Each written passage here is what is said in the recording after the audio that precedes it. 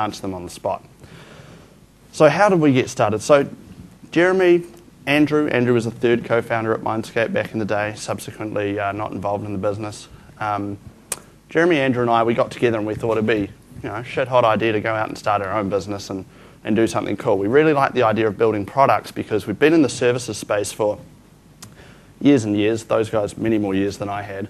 And one of the things that really pains a developer, I guess, when you're in the services space is that kind of mentality of, okay, we need to do this just well enough to get it out the door to the customer and get sign-off, because that's how we're going to do things quickly. We can't sit here and iterate our ideas and build something better and better and optimize it and blah-de-blah. That's what developers tend to actually want to do. They want to sit there and take pride in what they're building and practice their craft. So we wanted to build products where we actually had a commercial reason to continue to invest in writing great code.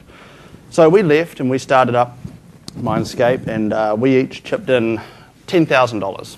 That was our entire startup capital was 30 grand. Okay, and we know some people at Microsoft a little bit, and they were really kind to us in that they made an opportunity available to us when we first started the company, which was services based, but allowed us to generate a bit of capital from them that allowed us to kind of feed into our development process. So we could spend some following months after doing that services work really just focusing on building our first product, which was Lightspeed. Or, as just about everybody told us at the time, that's just a DLL. And that's pretty much what it was. We built an object relational mapper. Now, Andrew kind of kicked this off. I don't think we could have stopped him from kicking this off if we'd wanted to, but he just started coding this in the evenings, and it was like, well, the world probably doesn't need another object relational mapper, but we'll build this and we'll see how we actually go at putting together this product development cycle. Because you've probably seen a bunch of businesses where they're in the services space and they try and make that jump into products. Okay, and it's really hard because the amount of time that's required to actually build a mature product, market it, there's a lot more challenge to building a successful product than seems to be obvious at the start. So we wanted to build this Lightspeed thing. We wanted to see how our process worked. So we got the process down, we built version 1, we got out the door. We were really hung up on the size of the DLL too. Like that was literally really all it was. It was a DLL inside an installer. And so we kind of implemented all these little tricks to even try and bring the DLL size down. I think the first version shipped, Jeremy might remember better, but I think it was like 30 kilobytes. Okay, something like that. And then we walked up to people and we were like, how about you give us a lot of money for 30 kilobytes of stuff? It's really good. It's a great 30 kilobytes, but we probably picked the wrong kind of thing to market there because nobody really cares how small a DLL is, but we went to the ends of the earth to try and make that smaller. And we made some sales, and that was good, and we got some feedback, and we got some ideas. And through to today, where Lightspeed is a Visual Studio designer for Visual Studio 2008 for 2010. It has a migrations framework. We've got a bunch of samples. There's all sorts of little scripts and handy things in there. There's database synchronization across 10. It's actually evolved into a very large product where we just shipped version 3.11 the other day. So that was our story of our first product, and we learned a lot of lessons building that. And the key thing there was getting the first one out quickly. Okay, I can't remember what it was, maybe like 2-3 months. I mean, we had a beta available within weeks of just new project, push out the beta. Okay, a point I wanted to cover off is competition. So this is a common thing that comes up where people have approached us before and they say, I've got this idea and it's brilliant because there's no competition at all. I'm just going to dominate that market. Usually if there's no competition, there's no market. Okay, there's enough people trying to do stuff in the world that generally everybody is being sold pretty much everything they want, really. So you really want to have some competition. And there's also other good reasons to have competition. So again, using Mindscape as an example, I mentioned we built an ORM. We started working on this thing, and then Microsoft are like, hey, we're building Link to SQL and Entity Framework, and it's going to come out of the box. And everybody was like, oh man, it sucks to be you guys. Microsoft are going to come out and you're not going to be able to sell any more licenses of Lightspeed, and it's going to be terrible. Shut down, close the doors. And to be honest, internally, we were kind of talking about this, and we thought, yeah, okay, this is, what's actually going to happen here? Well, thankfully, for us, Microsoft really educated our entire market demographic on what an object relational mapper was. Okay, so initially our entire audience was people who actually knew that ORMs were a good idea, which was a tiny little group of people. And so now it was the standard Microsoft line. You should use an ORM. Okay, so that was great. Sales took off. It was great. Also helped that they had that abortion of the EF framework version 1, wasn't great, and also linked to SQL, that was actually a good, decent ORM, and then they kind of came out and said, yeah, we're not going to really add much more to that anymore, and we think EF's the way to go. And so that put a lot of confusion into the market, and so people would start using the Microsoft tools, quickly run into the limitations or feel that it wasn't quite right, and look at some of the alternatives. So that actually led to us selling a lot more licenses. So that's where, in this case, this perceived threat, we were going to be screwed by Microsoft, turned out to be a very good thing. And don't fret too much about them. A common thing that I see is people getting really hung up that the competition is just, they're always going to beat them, they're going to copy all their stuff really fast, and they're going to execute so much faster and better. Doesn't usually happen, especially because, let's be honest, you go and start a company, you're going to be a small company to start off with, and small companies are very nimble. You can move really quickly. So don't worry too much about them. So here's a checklist of things to kind of consider if you're building a product yourself. How many people actually have like part of a product kind of built at home, half built? This could possibly make some money. A few people. Yep, that's good. Okay, so the first thing you're going to want to nail down is your license agreement. So we got a custom one made by a big expensive law firm in Wellington, and to be honest, having gone through that experience, would probably advocate just copy and paste one of your competitors. We get so many queries coming through on our licenses, and it really is a case of they're just expecting some boilerplate thing that everybody else is using. The weirdest situation we've had was actually with Kodak. They wanted to use Lightspeed, and so they actually started the conversation by saying, here's our license agreement, why don't you just say that this is the license agreement for your code? So, okay, that looks all right from what we can see. That was a bit weird, but we do get challenged every now and then on some of the weird stuff in our license agreement, so just grab somebody else's. You're probably fine. Have your lawyer quickly scan over it. The lawyers will always find issue with anything you put in front of them, so take it with a grain of salt. Set up a website and some forums. We just use an online forum for our first level kind of support and help, and that works really, really well because it also helps kind of show that there's some activity and community around your products. Okay, so at the moment you can go into the Lightspeed forum and see there's like 8,500 posts, and I don't know, maybe I'm unique, but when I go and look at a product or something from a company that is relatively unknown to me, I look around to actually see, are people using this? Like, is this something that people consider of value? And if I dive into their forums and I see a lot of activity, I think, okay, there's a lot of people here. Oddly, I don't think, shit, there must be a lot of bugs in this. You need a payment system. So we set up with DPS ourselves.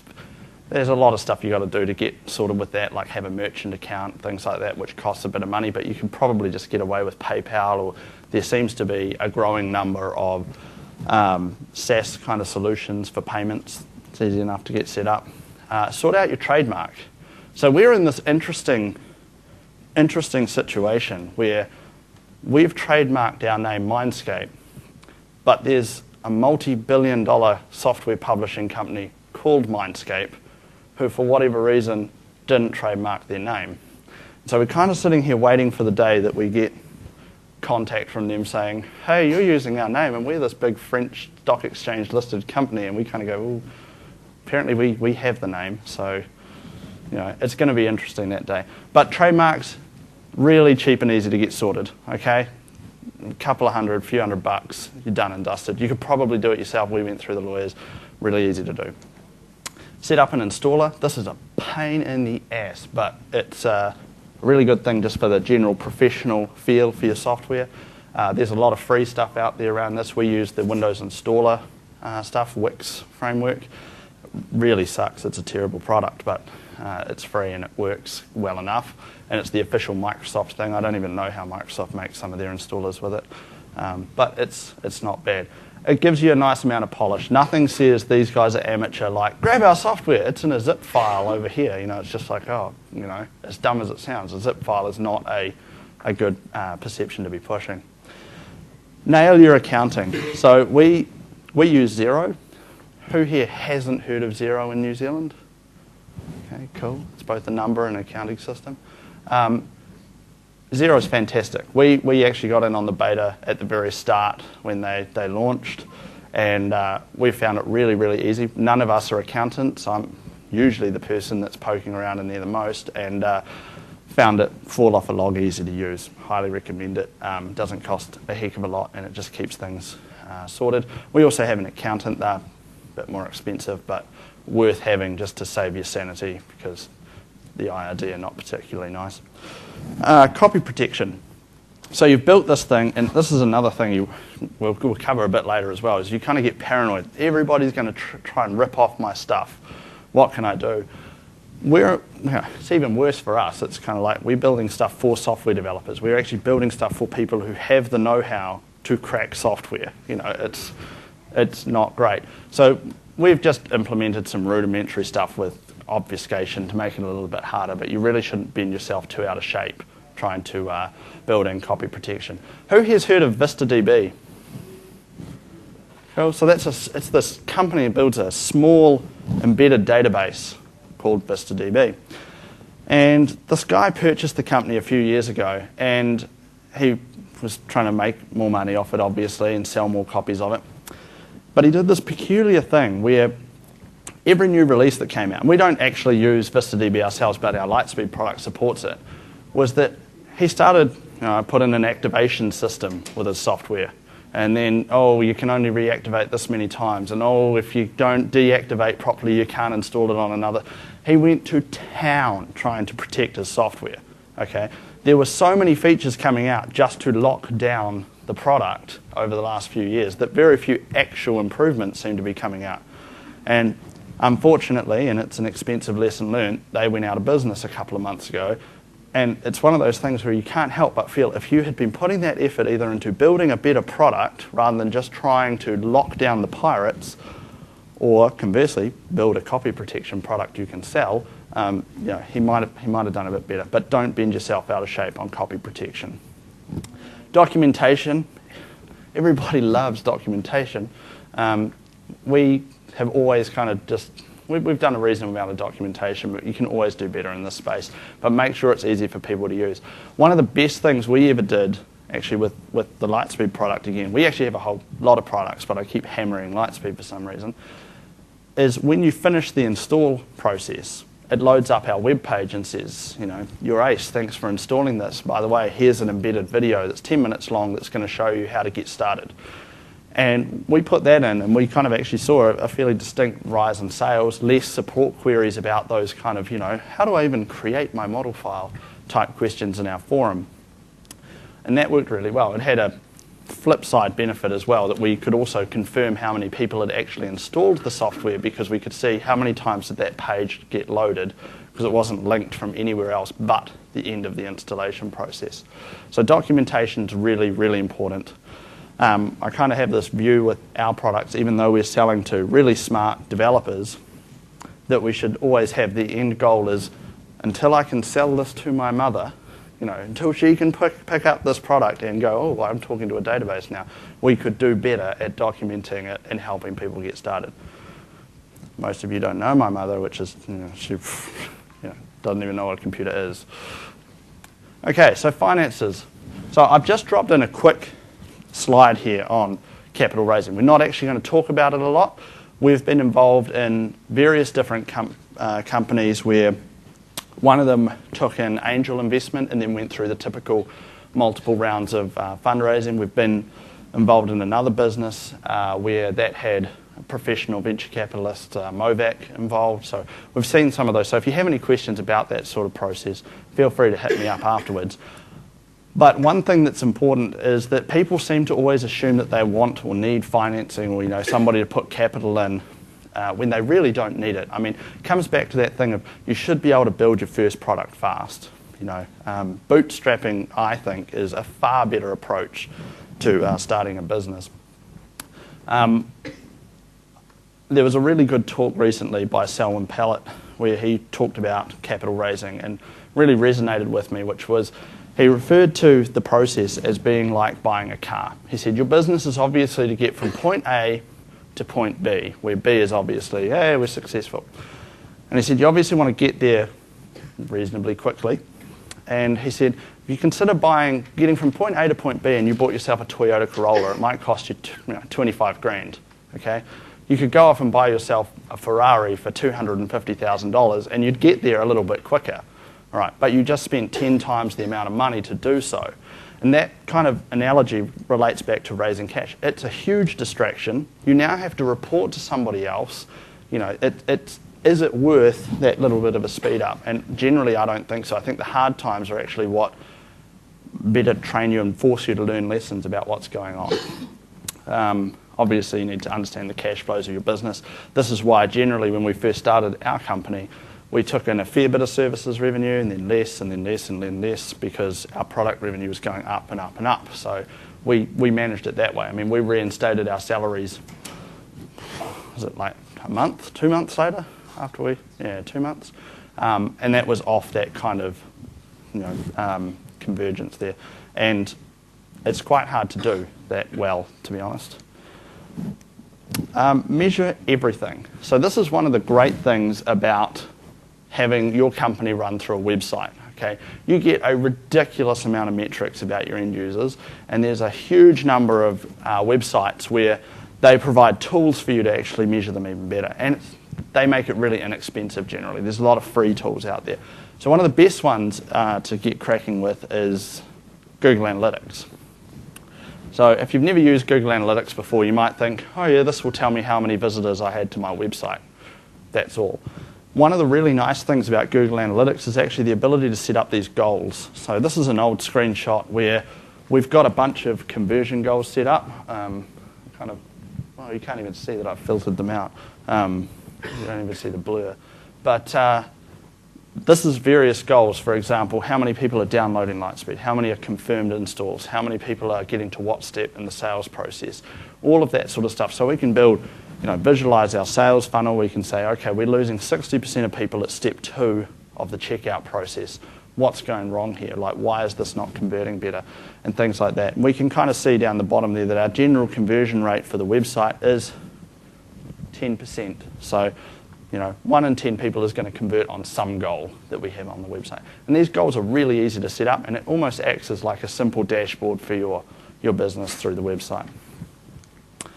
The next one is a tool that we use called Crazy Egg. Obviously something that you would search for frequently and come across easily, but they do heat maps. So in this screenshot here, this was post-tuning our Lightspeed page, where it was like, what are people actually going and clicking on? Where on the page are they clicking? And the important thing here is that if you're experienced with Google Analytics, and you'll think, well, they have the same sort of thing. They show you how many % of people click what links. But their tool is actually quite primitive in that if, for example, you'll notice on this page we have, it's like a free download link. There's a download link there. There's a download link slightly below that. In Google Analytics, they would all come up with the same number because their kind of unique identifier is the URL. And so you would kind of look at it and go, oh, 5% click there, 5% there, 5%. Or actually, no, it could be 5% there, 0%, 0%. So Crazy Egg's quite nice for visualizing this kind of click traffic. And like I say, this was after some optimization. So what we found was that the feature comparison was the number one thing that people were going on the website and clicking on first, but originally it was down here somewhere. So we just kind of went, okay, let's reorder it based on popularity, and that improved general conversion rates for Lightspeed across the board. So simple thing, doesn't take long to work out, but kind of gets you there really easily. Any questions so far, by the way? None? Okay, cool. Here's a bunch of other tools we use. So Chartbeat, which is like real-time real-time kind of analytics, which is kind of weird. On Friday, somebody from Intergen was buying a product of ours, and I could see it in the real-time analytics, and I could see that she kept failing to log in, and I knew she was, it says this person's from New Zealand on this IP address, and they're sitting here ticking past the, you failed to log in, your account's incorrect. So I sent her an email right away to say, by the way, your login is actually this for your username, and she came back and was like, okay, like how do you know I'm having trouble logging in? It's a great little tool. We have the cash register. So this was one of the first things that Jeremy wrote when we started the company, which is a little WCF-enabled process that runs on our basically sound system in the office, so that when somebody purchases something, it goes Ching, which is really good. He made added a feature to it where we could specify a number. I think it was something like $300, where if it goes over that amount, it actually plays the sound of a casino gambling machine paying out. So it's like, it's like, yes, good times. ClickHeap, that's a free tool that does exactly what Crazy Egg does, but you've got to set it up with PHP on your box. We use AW Stats, AdWords for advertising, FeedBurner for tracking how many people are reading our blog, WordPress Stats for the same thing. We're on Twitter, Facebook. Use MailChimp for sending out newsletters so that they look all nice and pretty. You can quickly see that you actually just go out there and grab a bunch of these tools pretty cheaply. I mean, everything we use, we're probably paying about $40 a month, once you have MailChimp and Chartbeat and Crazy Egg and all that stuff. So that's cheap as chips to be able to get a really good view on how people are actually interacting with your website. So software pricing, absolutely harder than coding. And I'm glad Ivan's not here to say just because I don't code much anymore and I don't know what I'm talking about. But it's really difficult. So a couple of stories around pricing. The common price that we sold Lightspeed at I'll dial it back even further. When we first started licensing Lightspeed, we put together this license and we said, okay, we license it to a company. Okay, so your company wants to use Lightspeed. Go and just buy a license for them. We don't care how many developers you have, all right? And we thought this was really clever because we were like, well, sweet, okay, it's cheap. Your whole company, you don't have to worry about the licensing concerns. That's a good thing, right? Turns out it's not. It confused the hell out of people. We got so many emails from people going, wait, so I buy it for me, but I'm building for them, like who buys what? And it was just, eventually we got to the point where we were like, okay, we've got to go to per developer licensing because that's the model that everybody else is using. It's what people expect. And people would get so confused because they were just kind of like, I don't expect to be getting this good of a deal. A lot of companies will only license up to a site license. So if Microsoft wants to use stuff everywhere, they've got to buy 20,000 site licenses for everywhere that they are, that sort of thing. So that was really confusing. We dropped back to per developer licensing. We also increased our prices a lot in the last sort of 18 months. So it used to be, I think, 99 US bucks would buy you a company-wide license for Lightspeed. Dirt cheap. So it's kind of like, hey, Microsoft wants to use Lightspeed, 99 bucks, done. Okay. Now it's up to 350 US dollars per developer, okay, which is quite a jump. Microsoft would pay us a lot of money and it would be great. But that's quite a jump. We've also shifted a lot of our other pricing up recently. And interestingly, I think it was only last week too, we've had one person complain about the pricing increases. Okay, I don't know, I've got to the next point, the New Zealand mindset, which is it's kind of like, that feels about fair. Even though it's cheaper than everyone else, is that too high? We're really hard, because we know our product so well, we tend to know more about the shortcomings of it because we're always thinking about what are we going to build next, what are we going to add on to it, that we forget about focusing on the value that we're already providing. Okay, because we got people coming back to us saying, your prices are so cheap, why is it so cheap? This is confusing. In fact, we even had LA County, their health system is now standardized on Lightspeed. And they came back and said, we're going to give you an additional 2,000 US dollars because this is so cheap. we think we're going to need more support. They've never asked us a question, but they pay us extra. But Yeah, the great thing here though is, and this will sound really kind of deceptive, but it was just kind of how it rolled out, was we did this 99 bucks a company. We got a bunch of companies as customers. Then we said, we're moving to per developer licensing. Okay, cool. You want to upgrade to the next version? You log into the store and you say how many developers you have. We're going to give you a free upgrade.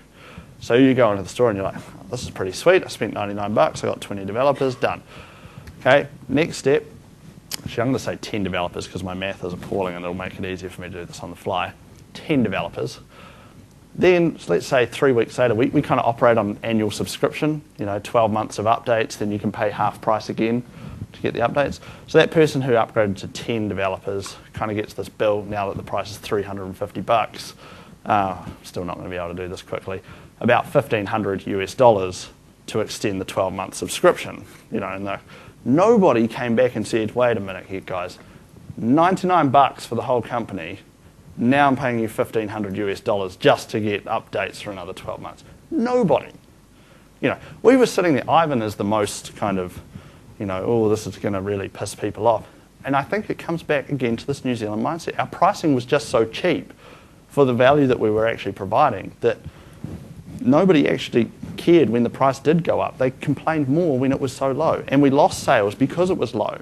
That's one of the things with Lightspeed, for example, is it's now at the stage where, and I know I'm biased, but it is better than our commercial competitors. Okay, so Telerix Open Access, Entity Spaces, things like that. But if we're pricing it at $99 even per developer and they're charging $400 a developer, what's that messaging telling them? It's telling them that the open access one is 4 times better. Whether you like it or not, people judge on price. And we have one competitor who's been in the market now for a few years who charges $2,500 a developer. And it doesn't look like it's all that much better. But they're still in business, and I'm willing to bet it's because there's enough of those people that go, $2,500 is better than $500, and so they go and do that. So forget the New Zealand mindset. Don't be too worried about charging a decent chunk of change. It'll all work out in the wash. There's a great book by Neil Davidson. He is one of the co-founders of the highly successful Redgate company that sells all those SQL tools and sell their ads all over the internet. It's about 80 odd pages long, really good read, just to kind of get your head around some of this stuff. You'll never get it perfectly right. How are we going on time? 2 parts. You'll get the link. Oh, you want the link, okay. That's right, photograph it with your iPhone 4. Yeah. Oh, wait, you need to take a photo from both screens. No, it doesn't work. You could build a photo synth with that. All right, moving on. So telling the world. So this is the number one mistake, however, that developers make when they try and build a product and sell it. We always think everybody is going to like what we build for its technical merits. Okay, I have built it, they will come. Our DLL is only 30 kilobytes. That's fantastic. Everybody will buy our Lightspeed product for sure. Doesn't work that way. The hardest thing to do as well is actually sell stuff. So the example here being the VHS Betamax example way back in the day, where Betamax was actually a far superior product than what we ended up with the VHS tape, but it lost out. It just had weaker marketing, didn't get into a virtuous feedback cycle fast enough, fell by the wayside. If you build it, you're going to have to tell people. In fact, you're going to have to pretty much ram it down their throat constantly. Okay? Blogs are a great way to get traffic to your website. You can reach out to people who write influential blogs and you can provide them with software. One of the greatest things about software is the unit cost of reproduction, which is a big fat 0. Okay? If I give somebody a free copy of my product, what does it cost me? Nothing. It's not like I'm building them a house where I go, oh, okay, well, it's going to cost me 100 grand and I get to say the 20 grand that I would have made as profit. You give it away, it costs you nothing. This is going to become a central theme for marketing software. Okay? This is kind of, blogs lead into the whole word of mouth thing. How do you actually try and get word of mouth activity going on? So you get the influential people writing about it, you go and comment on blogs and things. Try not to be too much of an astroturfer. I try and make sure that if I'm like, say, on Stack Overflow, and I see somebody has written something where they say, I'm looking for an ORM that does XYZ, Generally, very rarely will I just write, Lightspeed's the shit, you should go check that out. I'll say, hey, I'm actually from Mindscape, and we build this product, and I think you like it. Or, better yet, I get people like Rohan at the back there who seems to beat me to the punch on a lot of threads on Stack Overflow to say, I love Lightspeed, go check it out over here. And I love seeing that. I'll buy you a beer later. Screencasts are really good as well. For whatever reason, your audience tends to be broken down into people that like to consume things by reading it, people who like to consume things by watching videos, different mediums. We've found screencasts quite good. They're a pain in the ass to make well, but they're really, really good. And you can, chuck them up on different sites like YouTube and whatnot. Aggregator sites. So there's websites like .NET Kicks, .NET Shoutout, dzone. Those are sites that fit our audience, which is developers, okay? And that gives us some reach quite easily. So if we build something cool and new, and we put it on our blog, and then we also post it into, say, dzone, where they have, I think it's like 32,000 readers or something, and it gets on their front page, which is really easy to do. It's a site similar to Dig, if you know that kind of metaphor of people saying, I like this, and it kind of ends up in the main feed. That might send 2,500 people to our blog posts, and have them learn about something we've done. So that's a nice, easy way, especially when you're starting out and you don't actually have a big active audience, and actually pulling those people into you. Advertising, got it on the list, wouldn't recommend it in a hurry, okay? Comes back a little bit, I guess, to the New Zealand thinking thing again, which is, I talk with various advertising agencies, usually in the States, and they say, hey, look, we're not a really big company, we just like to try and put some advertising out there, and they're like, right, cool, I'll put you on our starting package, that's $15,000 a month, and it'll be in low rotation, and you're like, wait, what, 15 grand? So what, 22,000 New Zealand dollars a month? Yeah, no thanks. That's not about to happen. I mean, that sort of money we could hire, another couple of developers or a full-time person internally just to go out and, talk on blogs and do that sort of outreach. But you'll run into that a lot with advertising. If you go to any of those big companies, if you use Google's AdWords, so you're self-provisioning your ads, you get quite a lot of control over how much your spend is. So you might say, look, I'm willing to pay $50 a day. I'm only small fry at the moment, and to be honest, there's only so many .NET developers in the world. I can't really show 50 million ads a day. It's just the audience isn't that large. One thing I will say, though, is that Google AdWords is really, really complicated, okay? It makes a software developer feel stupid. It's just so many options, you're just sure you're going to screw it up somehow. And basically, that's kind of how they get you, right? I shoveled in all this cash, and I got like a sale or no sales. And the price, because the price is automatically calculated, and so it's like a black box. So if you can, go and do some training on that before you start pouring money into it. There are some people who do very well off AdWords. There's a guy by the name of Patrick McKenzie, and he has a micro ISV where he sells software to make bingo cards. Okay, bingo, and he makes enough money off that he quit his job in Japan and has started building other products. And he actually uses Google AdWords, and he is like a ninja with that thing. I mean, his product sells for like $29, right? So you got to think, okay, let's say. Well, he has to basically make sure that he makes a sale through AdWords for less than $29 to make any profit. At the moment, I can't seem to bring us below about $250 spend to make a sale. He can do it under $29. That's a challenge. He's very good at using it. He has an excellent blog as well. So if you search for Bingo Card Creator or Patrick McKenzie, read all his posts. He's pretty much a legend. Sponsorship works really well as well. We've started sponsoring, a couple of years, we started sponsoring a lot of user groups. Again, you'll find different organizations and groups for whatever you want to build. If you're building Bingo Card Creator stuff, his primary market is school teachers.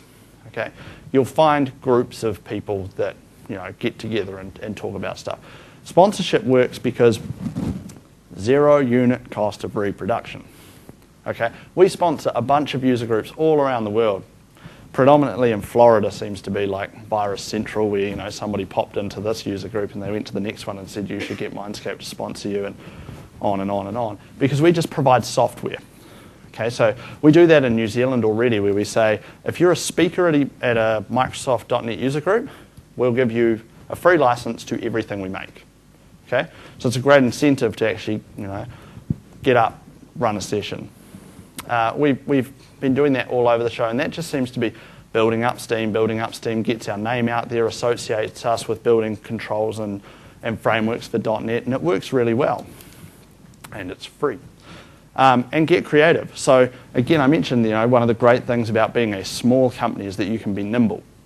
So a couple of months ago, down in Wellington, somebody wanted to do a session on the entity framework, okay, and at the .NET user group, and I was sitting there and I was like, no, this is not cool. I'd really, really rather they be talking about Lightspeed at this thing. And so really, within, a few hours, I made up a whole pile of these flyers that says, friends don't let friends use EF, okay? And we've got a couple of choice quotes on there, like from Peter Jones at Intergen saying Lightspeed makes the entity framework look like a prototype. Lightspeed is the best .NET vendor, blah, blah, blah, blah, blah. And then a whole lot of stuff about how terrible the EF is in a really nice way. We like Microsoft. And then we offered a deal because we know that people going along to a user group are likely wanting to just play with software for themselves, get their head around it, see what it's like. And so we said, hey, look, rather than $350, we'll sell you a copy for 29 bucks. Okay? That felt like a number that was within the realm of somebody going, I just want to kick the tires of this thing and see what it's like. So we did that. And if anybody would like to take up this deal, because I'm going to use this as a creative chance to market our products, feel free to come up at the end and grab one of these. I've got a fat stack of them there. But that's the sort of fun thing that I quite like about marketing, is you kind of go, okay, that was a couple of hours, all right? Made this up in Publisher. Know me before you judge me. Took it down as a PDF to the printing place like 3 doors down, run off 100 copies, cost me 99 bucks. I think we made, like 15 sales off it. So it paid for itself, gets our product out there being played and tinkered with by a bunch of people that work for big companies where they're going to say, hey, you should try this thing. I've been using it at home. It's pretty cool. And that worked great. I mean, we actually would have given it away for free if it wasn't a royal hassle to set customers up for free. So this allows them to self-provision their account for $29. Okay, so back to Pirates. Okay, so we're talking about the code protection stuff, and I said we pretty much just obfuscate parts of our products to make them harder. There's still, I think there's a crack for Lightspeed floating around out there somewhere. You just have to be really good at Chinese to work out how to use it, because it's only in Chinese on some Chinese website. In fact, we got an email once from a guy in Russia saying, hey, I really like your product. I'm going to buy a copy, but I just want to tell you that I have worked out how to crack this. And I would really like to write a blog post about that. Would you mind? It's like, yeah, we mind that a little bit. Yeah, obviously, I don't know, must have been after some vodka. You should just be flattered. Okay, if people are trying to rip you off, they're always going to be trying to rip you off. Don't bend yourself out of shape, like I say, and don't kill your business trying to stop pirates. So customer relations. Support is a massive, massive point of difference for a micro ISV or small software business, okay? We probably have more customers now because of our support than any other kind of relative marketing activity that we do. And that's because we are the only component vendor that actually does provide nightly builds of all our software. Okay, so if you find a bug, hell, if you ask for a feature, you've probably got about an 80% chance that in 12 hours' time it's going to be available for you. Okay, that blows the socks off people when they start playing around with our software. So if you can offer a really stunning kind of support structure, which is really easy to do when you're small, you should do so. Some other companies, like our friends at Telerik, claim they have nightly builds, but they're nightly builds that get updated about once a month, from what I can see. Feedback is a great way to get support is a great way to get free feedback. So our typical process at Mindscape is that we build the first version of a product based on what we think people want. Okay?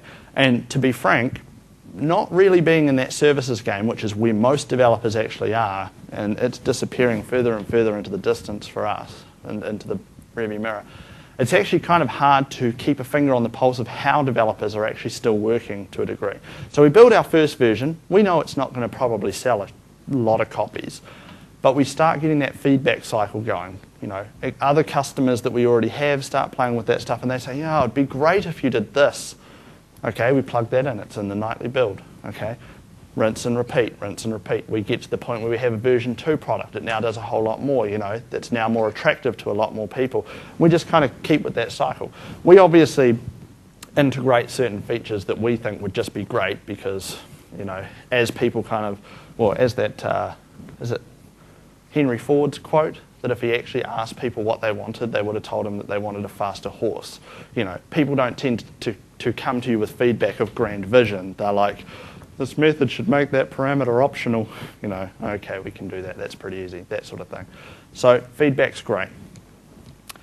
Treat them really well because your customers are basically your really cheap marketing team. Okay, so for example, if somebody has, a really good example is actually one of our customers really loves RIA services, okay? And he has done a fair bit of work actually to provide us with feedback on how Lightspeed works with RIA services in his system. And he wrote some custom templates and he provided them back, and he's been bouncing stuff backwards and forwards with us.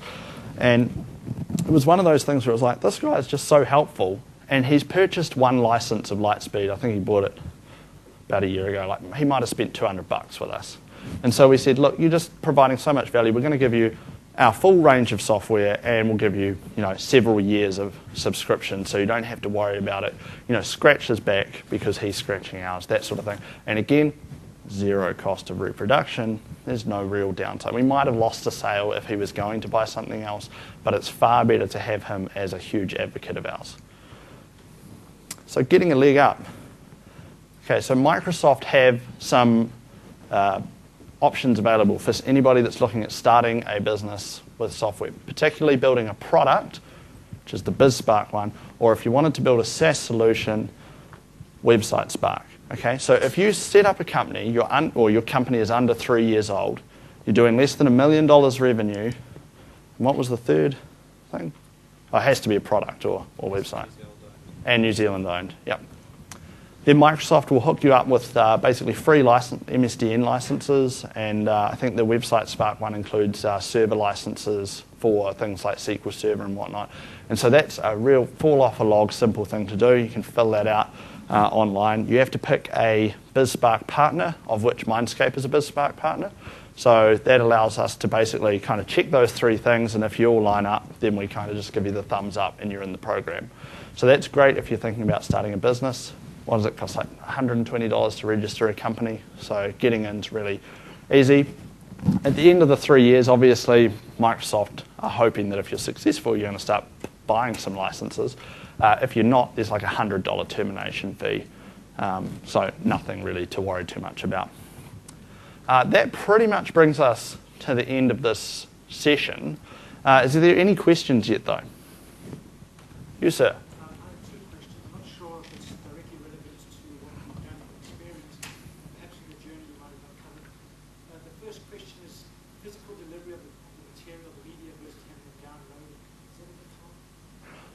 So question is physical delivery versus digital delivery. It's never come up. We just do digital, that's it. I don't think we'd ever bother trying to make physical media for people. It's all online, yep. Yeah, we maintain accounts in our website so that once a person has to create an account to purchase stuff, which is a potential barrier to an actual sale, but at the same time, once they've done that, they can go into their account, they see how long their subscription has, they've got a full transaction history with us, they can access nightly builds or the official build, and occasionally we push out beta releases of other products in there, try and make customers feel like they're special to us by providing those. So that's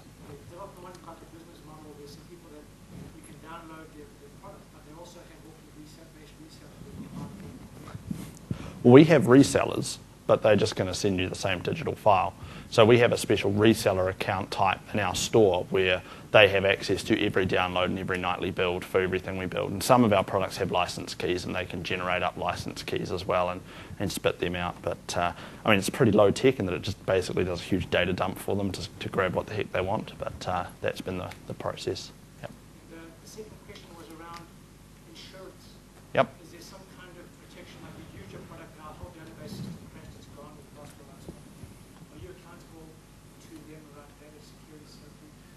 No, that's your job.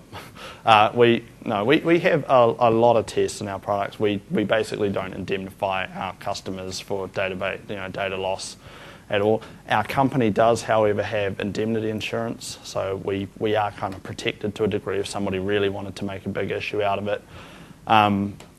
We're pretty heavy on the testing side of things, but and to be honest, this is not saying we're better than anyone else when they're building a system, but the number of times we run into user error is the answer to what went wrong.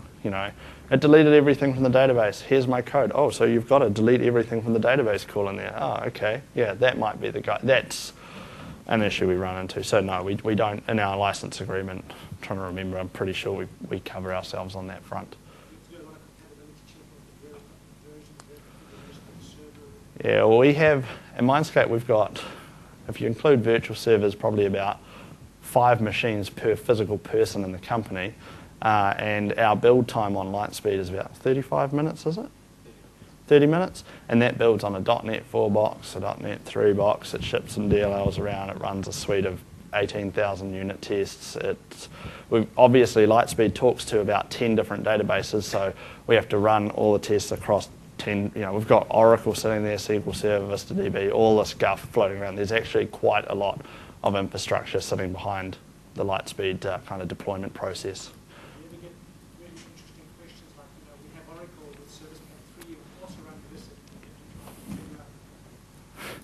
We do. Yeah. It's not fun, especially Oracle. We actually have this whiteboard in our office, which we have our hall of shame, basically, where we've got these magnets with the names of various products, like, I don't know, let's say Oracle, where they shift for position of like first to the wall when the revolution comes will be this product. So that's been a bit of fun in the office. Yes, sir.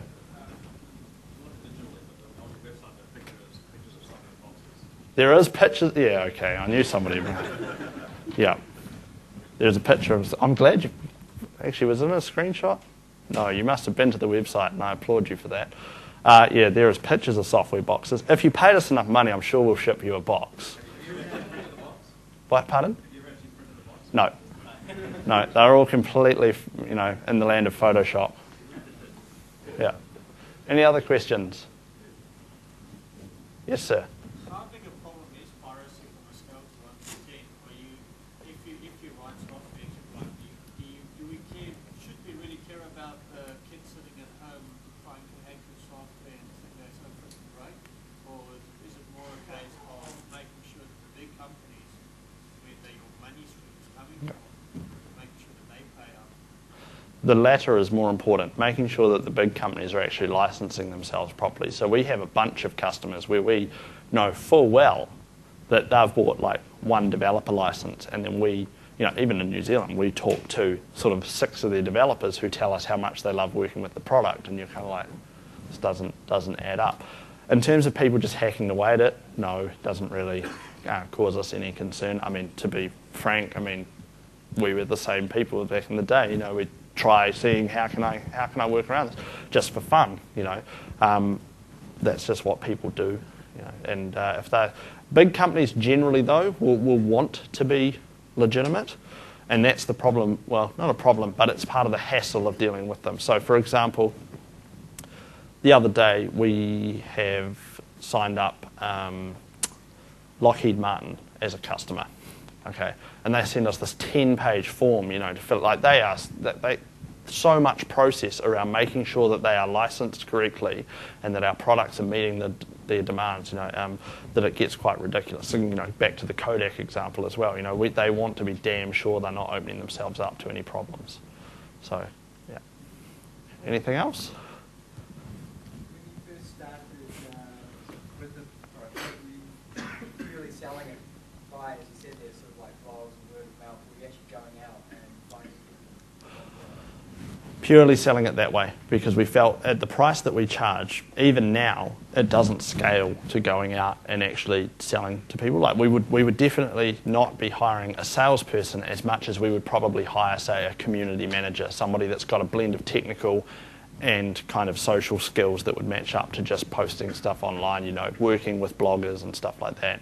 It scales a lot better. We have in New Zealand gone to some larger companies and actually just given them general training on object relational mapping, and that has proved to be quite good. We've got quite a few of the services companies here now standardised on using Lightspeed, for example, and they've been the ones that we've kind of gone in and actually spoken to. New Zealand's an interesting market in general because we don't make many sales in New Zealand, generally speaking, yet they take a lot more time to actually deal with. And it's kind of weird, really, just seeing how that works because I don't know whether it's because people know us, which might be a really bad thing about what sort of people we are, but it seems to be harder to sell to New Zealanders. But it may also be because our pricing now is actually quite high by New Zealand standards. Yeah. Anything else? Everybody here is perfectly equipped to become the next Bill Gates. Excellent. Cool. I think I have one more slide, the most important one of all. I really like people to follow me on Twitter. Also, Microsoft have told me that I need to mention something about nuggets and Twitter, and I, to be honest, didn't really read the email a hell of a lot. So if you could tweet something about this session and how much you enjoyed it and put the hashtag nugget and the hashtag TENZ on the end, that would be delightful. If there's a question you come up with while we're at TechEd, track me down. Happy to do that. Don't forget you can come and pick up a really cheap copy of Lightspeed as well if you'd like it. Otherwise, we're done.